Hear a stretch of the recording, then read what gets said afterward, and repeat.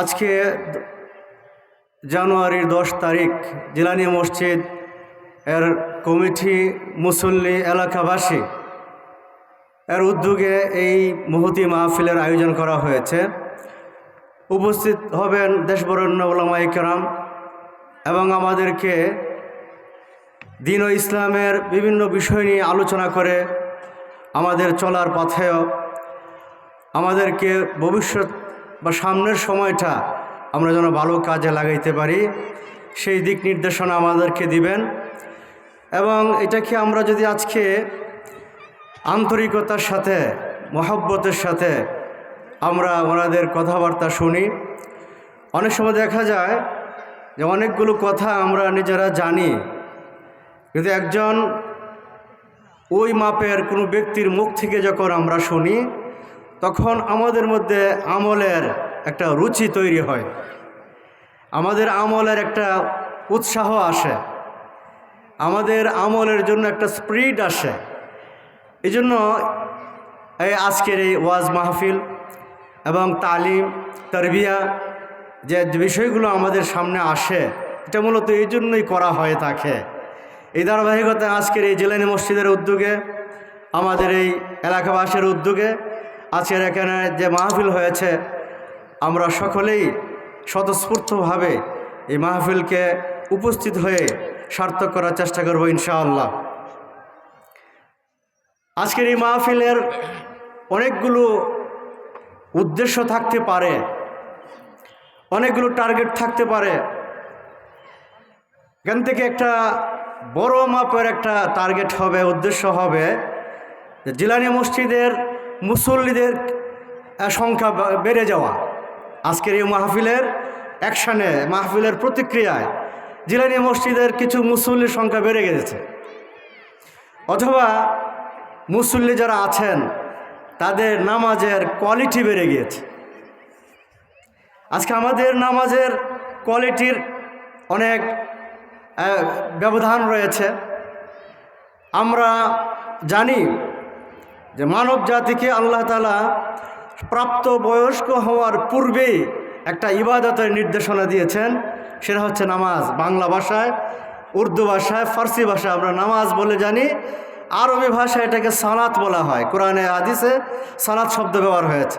এই জন্য কোরআনে কারীমের সূরাতুল আনকাবুত আল্লাহ তাআলা নবীকে ইরশাদ করে বলে দিচ্ছেন, আকিমিস সালাত, নামাজ কায়েম করুন, ইন্নাস সালাতা তানহা আনিল ফাহশাই ওয়াল মুনকার, নিশ্চয়ই সালাত, নামাজ মানুষদেরকে খারাপ কাজ থেকে, অন্যায় কাজ থেকে, অপরাধ থেকে ফিরাইবে।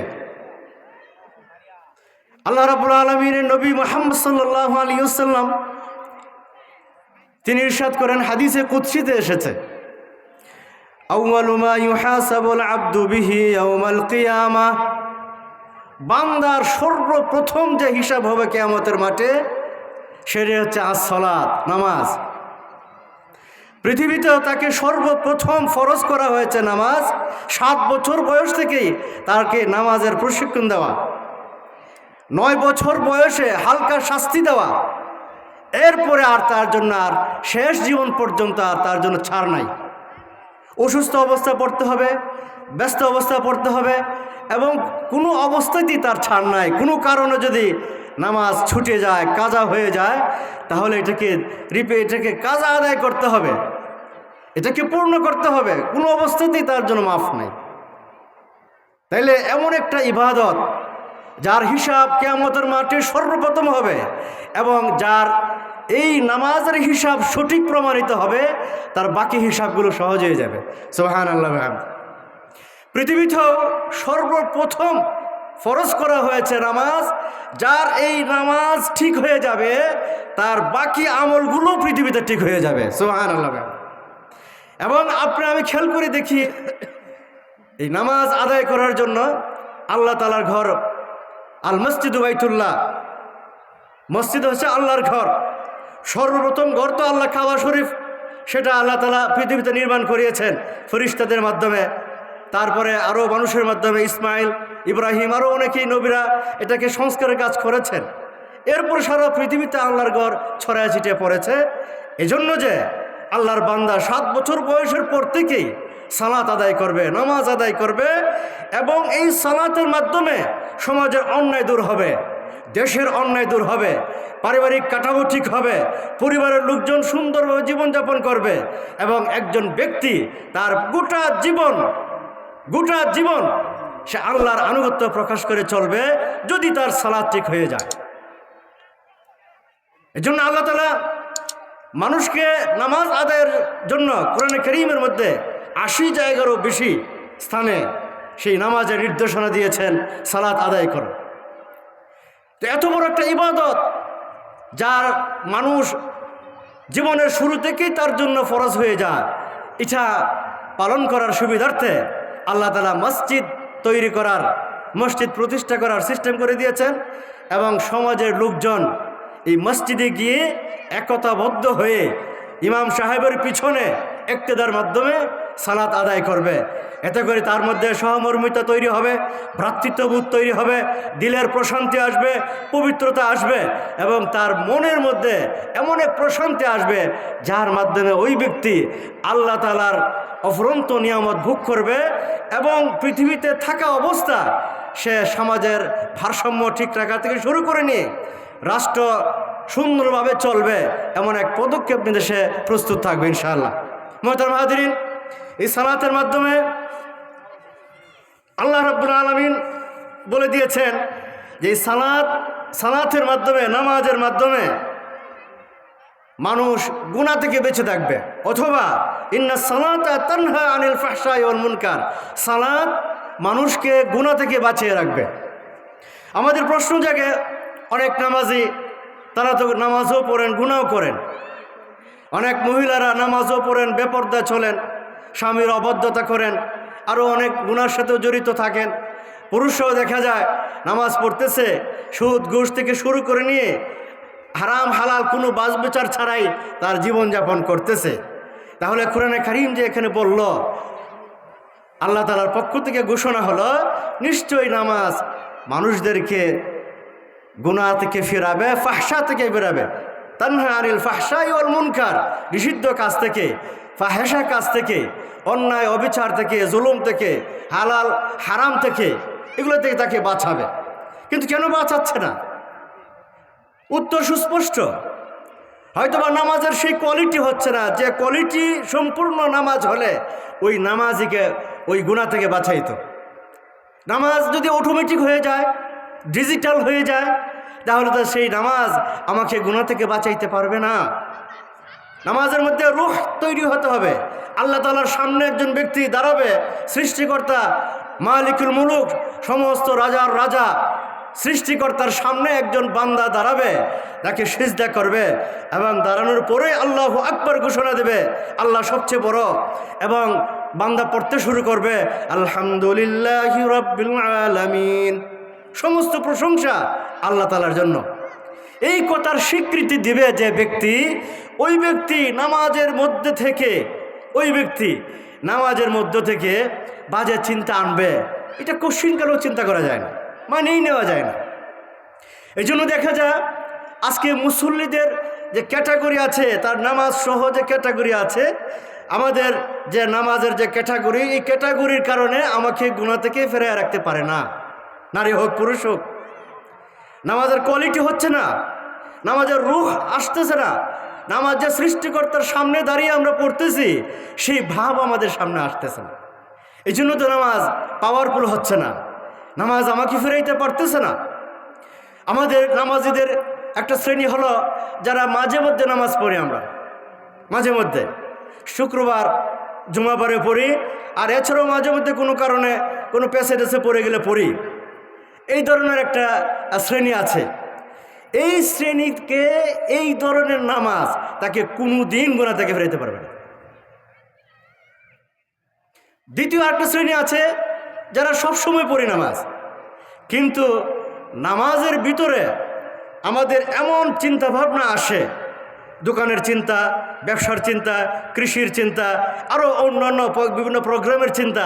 ইমাম সাহেবের সাথে যখন আমরা আল্লাহু আকবার বলে দাঁড়াইলাম, যখন তিনি আবার সালাম ফিরাইলেন, তখন আমার খবর হয়েছে যে আমি নামাজে ছিলাম। এমন এমন চিন্তা আমার নামাজে আসে যে চিন্তা নামাজের বাইরেও আসে না। অনেক জটিল জটিল বিষয় নামাজের মধ্যে স্মরণ হইতেছে। শয়তান এমনভাবে ওয়াসওয়াসা দিচ্ছে যে এই ব্যক্তি যেন নামাজের যে রূহ থাকার কথা, নামাজের যে আত্মা থাকার কথা, সে আত্মা যেন সে নিয়ে আসতে না পারে। যদি নিয়ে আসে তাহলে তো সে কামিয়াব হয়ে যাবে। রাসূলুল্লাহ সাল্লাল্লাহু আলাইহি সাল্লাম হাদিস শরীফে বলেন, আত-তুহুরু মিফতাহুস সালাহ ওয়াস-সালাতু মিফতাহুল জান্নাহ। পবিত্রতা নামাজের চাবি আর নামাজ বেহেশতের চাবি। যে ব্যক্তির নামাজ ঠিক হয়ে যাবে সে তো বেহেশতে চলে যাবে। এই জন্য শয়তান আমাদের পিছনে লেগে আছে। নামাজের মধ্যে এমন সব বিষয় আমাদেরকে স্মরণ করা যেগুলো নামাজের বাইরেও স্মরণ হয় না। শয়তান এমন ওয়াসওয়াসা দিতে থাকে। এই ক্যাটাগরির নামাজ, এই ক্যাটাগরির মুসল্লিদেরকে কোনো দিন অন্যায় কাছ থেকে ফেরাইতে পারবে না। সে নামাজও পড়বে, অন্যায়ও করবে, হারাম করবে, সুদ খাবে, ঘুষ খাবে, একবারে নামাজ পড়তে পড়তে কপালে দাগও পড়ে গেছে, কিন্তু গুনাহ থেকে বাঁচতে পারতেছে না। এই যে নামাজের মধ্যে তার রূহ নাই, এই জন্য নামাজ তাকে ফেরাইতে পারতেছে না। নামাজের কোয়ালিটি হচ্ছে না, পাওয়ার আসতেছে না নামাজে। সুতরাং দ্বিতীয় ক্যাটাগরির মুসল্লি এবং তার নামাজ তাকে জাহান্নাম থেকেও বাঁচাইতে পারবে না। প্রথম ক্যাটাগরিও বাঁচতে পারবে না, দ্বিতীয় ক্যাটাগরিও বাঁচতে পারবে না। শুধুমাত্র যে সময়টা নামাজের মধ্যে সে কাটিয়েছে ওই তার একটা দায়িত্ব, মানে না করার চাইতে করা, এমন একটা দায়িত্ব শুধু আদায় হলো। আর বাকি মাঝে মধ্যে না পড়ার কারণে তার তো হাজার হাজার বছর জাহান্নামে জ্বলতে হবে। নামাজের মধ্যে রূহ না থাকার কারণে। আর নাম হাদিস শরীফে নবীজি বলেন যে অনেক মুসল্লির নামাজ আছে যার নামাজকে কাপড়ের এরকম পুটলার মতো বানিয়ে তার চেহারার মধ্যে নিক্ষেপ করা হয়। নামাজ এটা আল্লাহর কাছে পৌঁছায় না, কারণ নামাজের মধ্যে সৃষ্টিকর্তার সামনে যে আমরা দাঁড়িয়েছি সেই অবস্থা আমাদের আসে না। তৃতীয় আরেক ক্যাটাগরির মুসল্লি আছেন যাদের নামাজ রেগুলার পড়েন এবং নামাজের মধ্যে শয়তান এসে তাকে ওয়াসওয়াসাও দেয়, ওইটা মনে করো, ওইটা মনে করো, এখন কোথায় যেতে হবে, দেরি হয়ে গেছে, ইমাম সাহেব সূরা লম্বা করে ফেলতেছেন কিনা, এগুলা নামাজের মধ্যে ওয়াসওয়াসা দিতে থাকে। আর ওই ব্যক্তি শয়তানের সাথে একটা ফাইট করতে থাকে। না, আমি তো নামাজে দাঁড়াইছি, আমি তো সৃষ্টিকর্তার সামনে দাঁড়িয়েছি, তার কদম মুবারকে আমি সেজদা করার মাধ্যমে আমি আশরাফুল মাখলুকাত হব, আমি সৃষ্টির সেরা মানুষ হব। আমার অন্যদিকে শয়তানের ওয়াসওয়াসা আমাকে এখানে থেকে মন ফিরাইতে পারবে না। আমি তো পড়তেছি আলহামদুলিল্লাহ রাব্বিল আলামিন আর রহমানুর রহিম। আল্লাহ তাআলা রহমান, তিনি রাহিম, তিনি দুনিয়াতে দয়ালু, পরকালেও দয়ালু। হাসরের মাঠে, ফুলসিরাতে, কবরে, সব জায়গায় এই রহমান আমার সাথে থাকবেন। আমি তো তার সামনে দাঁড়াইছি, আমি অন্যদিকে মন দিব না। এই শয়তানের সাথে যে ফাইট হইতে থাকে, এই ফাইট করার মাধ্যমে তার নামাজ শেষ হয়। এই ব্যক্তির নামাজ তাকে গুনাহ থেকে ফিরাইবে, ইনশাআল্লাহ ফিরাইবে। তার এই মুজাহাদা আর তার এই চেষ্টার কারণে, তার এই কুরবানির কারণে তার নামাজ আল্লাহ তাআলার কাছে কবুল হয়ে যাবে এবং তার নামাজ গুনাহ থেকে ফিরাইবে তাকে, ইনশাআল্লাহ। আরেক ক্যাটাগরির মুসল্লি আছেন যারা নাকি নামাজের মধ্যে শয়তান ওয়াসওয়াসা দিতে পারে না। নামাজে দাঁড়ানোর পরে ওই ব্যক্তির দিল সরাসরি আল্লাহ তাআলার সাথে কানেক্ট হয়ে যায়। এই জন্য তো আল্লাহ তাআলা বলেছেন, আস-সালাতু মি'রাজুল মুমিন, নামাজ মুমিনের মেরাজ। অর্থাৎ মেরাজে যেরকম নবীজি আল্লাহ তাআলার সাথে কথা বলেছিলেন, নামাজের মাধ্যমে একজন মুমিন ব্যক্তি আল্লাহর সাথে কথা বলবে। নামাজে দাঁড়ানোর পরেই, আল্লাহু আকবার বলার পরেই ওই ব্যক্তির আর কোনো খবর নাই। আমরা সাহাবীদের ইতিহাস জেনেছি, পড়েছি। অনেক সাহাবীদের শরীরে, পায়ে কোনো আঘাত লেগেছে, কাঁটা বিঁধেছে বা অন্য কিছু বিঁধেছে, নামাজে দাঁড়ানোর পরে এটা খুলেছেন, তার কোনো খবর হয়নি। অর্থাৎ নামাজে দাঁড়ানোর পরেই সৃষ্টিকর্তার সাথে তার একটা কানেক্ট হয়ে যায়, দুনিয়ার কোনো কিছু তার আর খবরই থাকে না। এই প্রকার যে মুসল্লি আছেন, এই মুসল্লিদের কাছে শয়তান আসে না। শয়তান তৃতীয় প্রকার মুসল্লি পর্যন্ত আসার সুযোগ পায়। এরপরে যখন সে দেখে যে না, এখানে সম্ভব হচ্ছে না, শয়তান আর মুসল্লি দুইজনে কারাকারি করে নামাজ নিয়ে। মুসল্লি বলে আমি আল্লাহর সামনে, শয়তান বলে ওইটা স্মরণ করো, ওইটা স্মরণ করো, এই হিসাব আছে, সেই হিসাব আছে, দেরি হয়ে যাচ্ছে। এই ফাইট হওয়ার পরে শয়তান এখান থেকে আর পরের ক্যাটাগরির মুসল্লিদের কাছে আর তার যাওয়ার সাহস করে না, সে এখান থেকে নিরাশ হয়ে যায়। নিরাশ হয়ে যাওয়াতে ওই মুসল্লি তিনি নামাজে যখন দাঁড়ান আর সূরাতুল ফাতিহা টান দেন, আলহামদুলিল্লাহি রাব্বিল আলামিন, আল্লাহ তাআলা তখন ডাক দিয়ে বলেন, হামিদানি আবদি, আমার বান্দা আমার প্রশংসা করতেছে। আর রহমানির রহিম, আল্লাহ তাআলা ডাক দিয়ে বলেন, আসনা আলাইয়া আবদি, আমার বান্দা আমার বরত্ব প্রকাশ করতেছে। তৃতীয় আয়াতে যখন যান, মালিক ইয়াউমিদ্দিন, আল্লাহ তাআলা তখন বলেন, আল্লাহ তাআলা বলেন, মাজ্জাদানি আবদি, আয় আমার বান্দা তো সব কিছু আমার কাছে উজাড় করে দিয়েছে। এই বান্দার যখন কথা হইতে থাকে আল্লাহর কাছে, তখন দুনিয়ার কোনো খবর থাকে না, শয়তান তার থেকে নিরাশ হয়ে যায়, তাকে ওয়াসওয়াসা দেওয়ারও আর তার কাছে আসে না। সুতরাং এই প্রকার মুসল্লিদেরকে, এই প্রকার নামাজিদেরকে তাদের নামাজ গুনাহ থেকে ফেরাইবে, ইনশাআল্লাহ ফেরাইবে। হাদিস শরীফে নবীজি বলেন, আনতা আবুদাল্লাহ কান্নাকা তারাহু ফাইন লাম তাকুন তারাহু ফাইন্নাহু ইয়ারাক, তুমি নামাজে দাঁড়াইবা, এমনভাবে ইবাদত করবা, এমনভাবে যেমন নাকি এই কাজটা করার সময় তুমি আল্লাহরে দেখতেছো, সামনে দাঁড়ায় রয়েছে। আপনি কি মনে করেন এমন কোনো ব্যক্তি যদি আমার থেকে পাওয়ারফুল কেউ থাকে আর আমি একটা কাজ করি, কাজ উল্টোপাল্টা করলেই আঘাত করার সম্ভাবনা আছে, তাইলেই তো আমি সোজাসুজি কাজটা করব। এখানে সৃষ্টিকর্তা আল্লাহ তাআলাকে নবীজি বলেন, তুমি মনে করো দেখবা কান্নাকা তারাহু, তুমি নাকি দেখতেছো আল্লাহ তোমার সামনে দাঁড়ায় রয়েছে, তুমি এখন নামাজ পড়তেছো। সুতরাং এই মুসল্লির নামাজটা কেমন হবে? নবীজি বলেন, যদি তুমি এরকম অবস্থা যেতে না পারো, তাইলে মনে করবা তুমি আল্লাহরে দেখতেছো না, আল্লাহ তোমারে দেখতেছে। তোমার সামনে আল্লাহ তোমার দেখা যাচ্ছে না, কিন্তু আল্লাহ তার জায়গা থেকে তোমাকে দেখতেছেন। তুমি রুকু করো, সিজদা করো, তেলাওয়াত করো, আল্লাহর সামনে দাঁড়িয়েছ সব কিছু বাদ দিয়ে। সুতরাং তুমি এই নামাজের মধ্যে থাইকা মনে করবা আল্লাহ দেখতেছে। আর যে ব্যক্তি নামাজটা এমনভাবে পড়বে আল্লাহ আমার দেখতেছে, ওই ব্যক্তির নামাজের মধ্যে শয়তান আসার তো প্রশ্নই আসে না।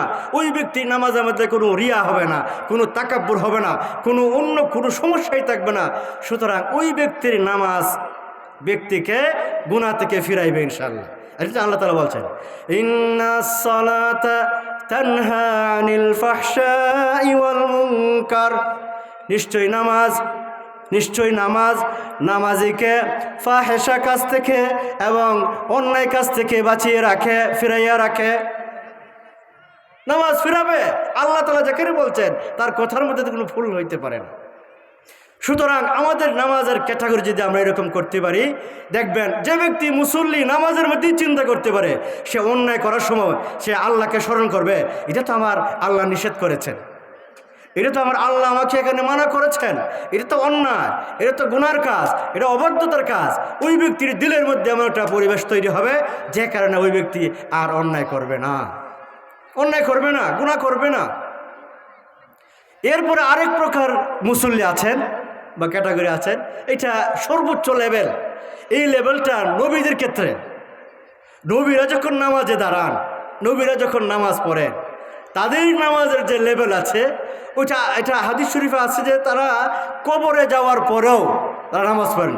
ইউসাল্লুনা, নবীদেরকে কবরে যাওয়ার পরেও আল্লাহ তাআলা জীবিত করে দিবেন এবং সেখানেও তারা নামাজ পড়বে।